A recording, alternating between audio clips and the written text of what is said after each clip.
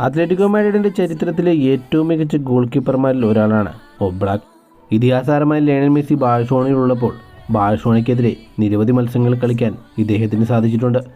ഇപ്പോഴത്തെ ഒരു മത്സരത്തിൽ അത്ലറ്റിക്കോ മാഡ്രിഡിനെ ലയണൽ മെസ്സിയുടെ ഗോളിൽ ബാഴ്സലോണ തോൽപ്പിക്കുകയായിരുന്നു.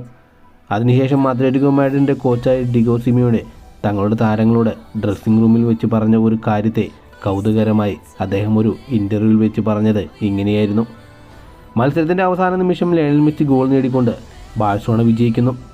ഞങ്ങളെല്ലാവരും സങ്കടപ്പെട്ട് തലതാഴ്ത്തിയിരുന്ന് ഡിഗോ സിമിയോണയെ നോക്കുന്നു. സാധാരണഗതിയിൽ അദ്ദേഹം ഞങ്ങളെ ചീത്ത പറയുകയോ അല്ലെങ്കിൽ ഞങ്ങളുടെ ഡിഫൻസിലുണ്ടായിരുന്ന തെറ്റുകളെക്കുറിച്ച് പറയുകയോ ചെയ്യുമായിരുന്നു. പക്ഷേ ഞങ്ങൾ നോക്കിയപ്പോൾ അദ്ദേഹം ലയണൽ മെസ്സിയുടെ ഗോളിന് കൈയടിക്കുന്നു. സാധാരണഗതിയിൽ ദേഷ്യത്തോടെ ഞങ്ങളെ നോക്കുന്ന സിമിയോണിയല്ല ഞങ്ങളവിടെ കണ്ടത്. മത്സരശേഷം ഡ്രസ്സിംഗ് റൂമിൽ വെച്ച് ഞാൻ അദ്ദേഹത്തോട് ചോദിച്ചു, എന്തുകൊണ്ടാണ് നിങ്ങൾ ഞങ്ങളെ ചീത്ത പറയാഞ്ഞതെന്ന്.